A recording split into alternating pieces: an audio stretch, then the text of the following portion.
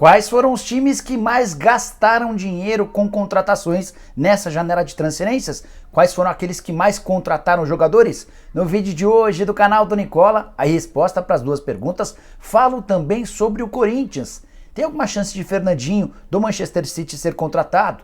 E o Palmeiras, que já escolheu uma nova casa para duas partidas importantes nos próximos dias. Tem informações sobre São Paulo e Daniel Alves, dirigentes do Tricolor muito bravos com o Daniel, e eu te explico todos os detalhes dessa história. Bora te contar também as últimas do mercado. Vitor Roque apresentado no Atlético Paranaense, Alexandre Matos chamando a diretoria do Cruzeiro de amadora. Enfim, tem muito assunto legal, tenho certeza que você vai curtir. Antes, deixa eu só me apresentar, sou Jorge Nicola, jornalista esportivo e dono de um canal com quase 1.200.000 inscritos, para deixar você super bem informado sobre as coisas de mercado, bastidores, finanças e muito mais. Para não perder nada é fácil, deixa seu likezinho, se inscreve no canal e ativa as notificações, beleza? Bom, bora começar contando que todo esse vídeo tem um oferecimento de sportbetbr.com, casa de apostas esportivas que tem um grande Milton Neves como embaixador, e separei 3 jogos para você se dar bem nessa quarta-feira. Primeiro deles, do São Paulo contra o Everton, um jogo começando mais cedo, 19h15 no Morumbi. O Everton é um time chileno bastante fraco e a vitória do Tricolor paga R$1,41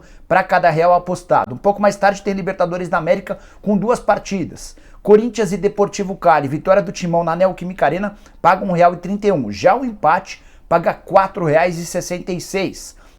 Na Libertadores ainda tem Clássico Mineiro envolvendo o Atlético e o América. A vitória do Galo paga R$1,33, o empate paga R$4,64, e se der a zebra com a vitória do Coelho, R$9,78 para cada real apostado. Para não perder essa e outras oportunidades, é bem fácil, vou deixar um link no comentário fixo. Você vai lá, pega, se inscreve na SportBetBR e começa a apostar, beleza? Agora sim, bora começar o vídeo com o tradicional giro de notícias. A primeira informação é do Palmeiras, com números impressionantes de Abel Ferreira à frente do Verdão na Libertadores da América. Até aqui foram 16 vitórias, 4 empates e só 2 derrotas. Aproveitamento de 79% dos pontos. E para quem o chama de retranqueiro, outro número matador, 55 gols marcados nesse período.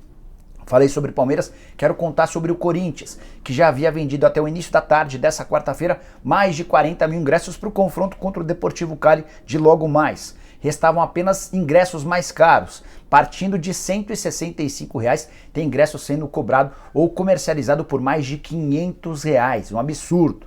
Bora falar sobre William Thomas, era executivo de futebol do Avaí, está de malas prontas para o Internacional, vai para o Colorado por indicação de Paulo Autuori, que é o cara que vai mandar no Internacional. Para fechar o giro de notícias, contar que o Atlético Paranaense anunciou Vitor Roque como seu novo reforço, contratação das mais polêmicas e a mais cara da história do clube, R$24 milhões, pagamento da multa rescisória.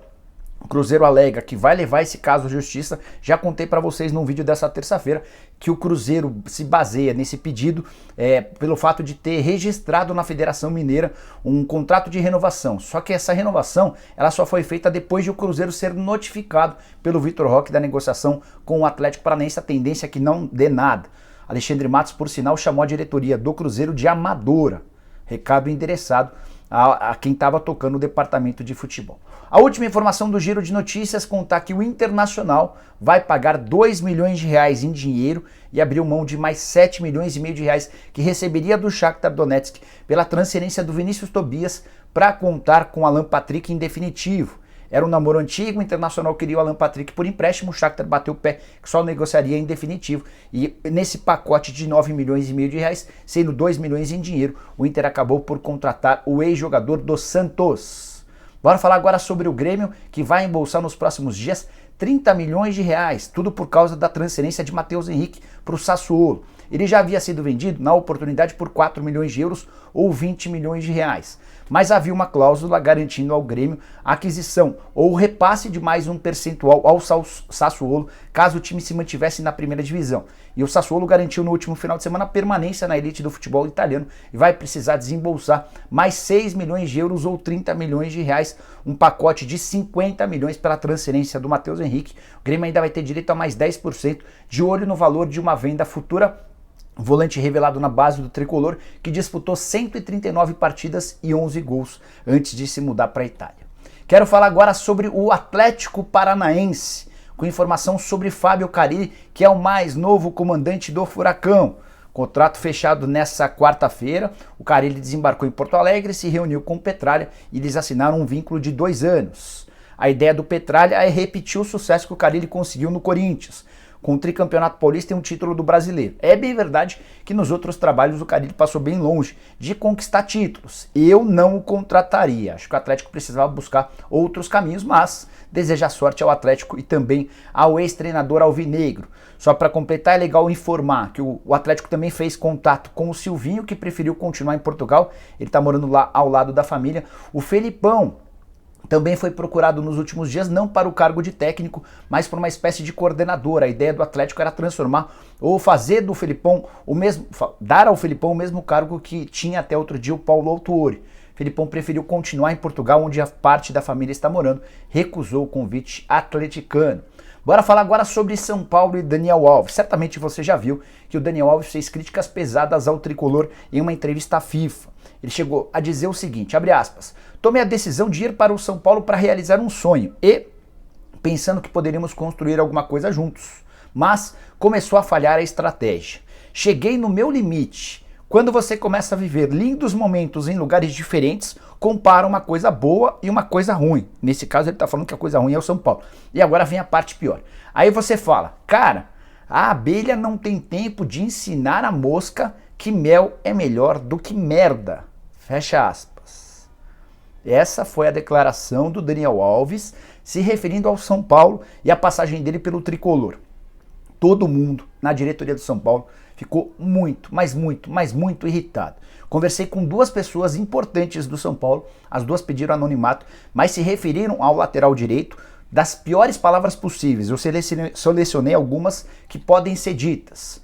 Um desses dirigentes chamou o Daniel Alves de vagabundo.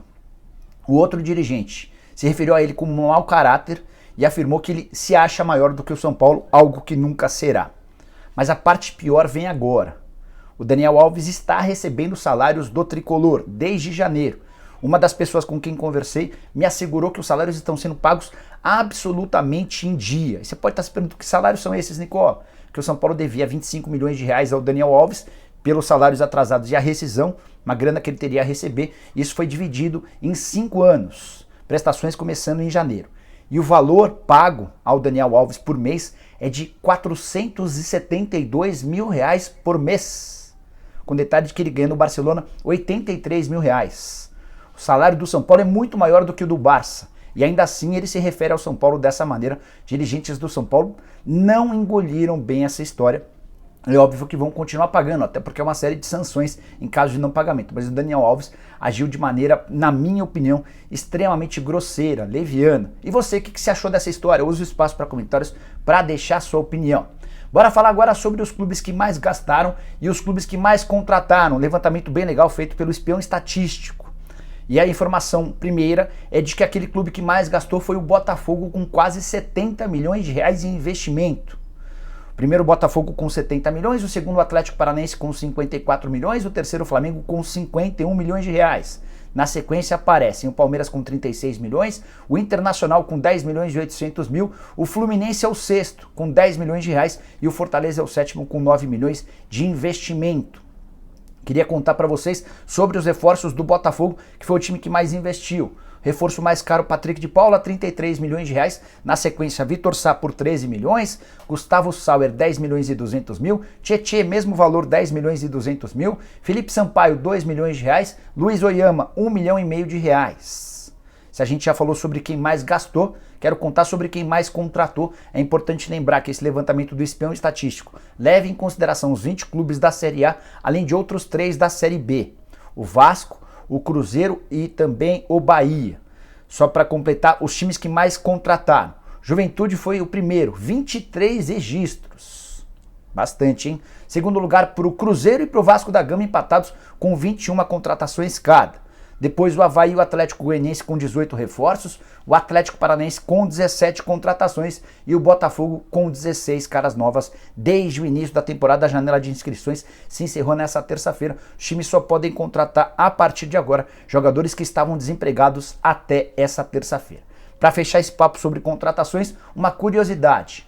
Atlético Mineiro, Flamengo e Palmeiras. os times mais badalados do país foram os que menos contrataram, 5 reforços para cada um, ainda que fazendo a distinção ou a ressalva de que mesmo gastando pouco ou contratando pouco, o Flamengo gastou bastante, é o terceiro que mais investiu com 51 milhões de reais.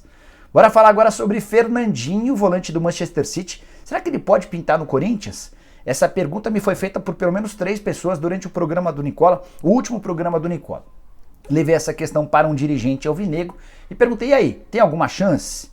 Esse dirigente me lembrou que o André Sanches, que embora não tenha cargo no Corinthians, segue mandando bastante no Parque São Jorge. O Andrés conhece bastante o Fernandinho dos tempos em que o Andrés era coordenador de futebol da seleção brasileira. O Fernandinho era figura carimbada nas convocações da seleção. Então existe uma relação de proximidade, mas isso não vai significar a contratação do Fernandinho. Pelo contrário, essa pessoa com quem conversei afirmou que não existe nenhuma possibilidade de o Fernandinho ser contratado, o nome nem sequer foi cogitado. Aí você pode estar se perguntando, mas por que, Nicola? Jogador bom, de seleção brasileira? Tudo por causa da idade. Fernandinho chegaria exatamente para o setor onde o Corinthians tem mais jogadores com idade avançada. Só para lembrar que o Fernandinho tem hoje 36 anos e faz 37 no mês de maio. Ele só pode ser contratado a partir de julho, ou seja, já chegaria com 37 anos.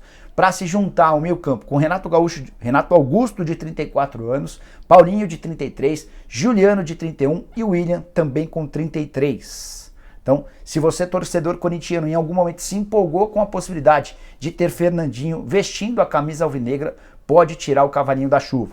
O Atlético Mineiro em outros tempos e o Atlético Paranaense, por conta da relação do jogador com o clube, são hoje os favoritos. Embora vale lembrar que lá atrás, no início da carreira, o Fernandinho havia revelado que na infância era torcedor do Santos. Para fechar o vídeo, eu quero falar sobre o Palmeiras, que já tem definido um novo palco para 2 partidas importantes desse mês. O Allianz Parque, a sua casa habitual, não vai poder receber jogos do Campeonato Brasileiro contra o Corinthians e da Copa do Brasil contra a Juazeirense. Partida contra o Corinthians, válida pela 3ª rodada do Brasileiro em 23 de abril. A partida contra a Juazeirense marcada para 30 de abril, jogo válido pela próxima fase, a primeira fase da qual o Palmeiras participa. A decisão para o jogo contra o Corinthians já está tomada. O jogo vai acontecer na Arena Barueri.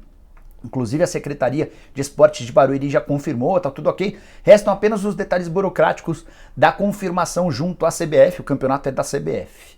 Por que o Corinthians, ou melhor, por que o Palmeiras escolheu a Arena Barueri? Porque é o estádio onde vai haver menos deslocamento. O Palmeiras desistiu da ideia de levar esse jogo para outras cidades ou até outros estados, apesar da compensação financeira, por causa da logística, maratona de jogos, bastante corrida, e o Abel pediu que a partida fosse disputada em território paulista. Barueri é uma cidade muito próxima da cidade de São Paulo, é na Grande São Paulo. Esse jogo não vai poder acontecer no dia 23 de abril no Allianz por causa da realização de um show sertanejo, show do grupo Amigos, exatamente no mesmo dia. No dia 30, a partida não vai poder ser realizada contra a Juazeirense por causa de um outro show internacional. E aí não dá para cravar que a partida vai ser disputada na Arena Barueri por conta da agenda do estádio.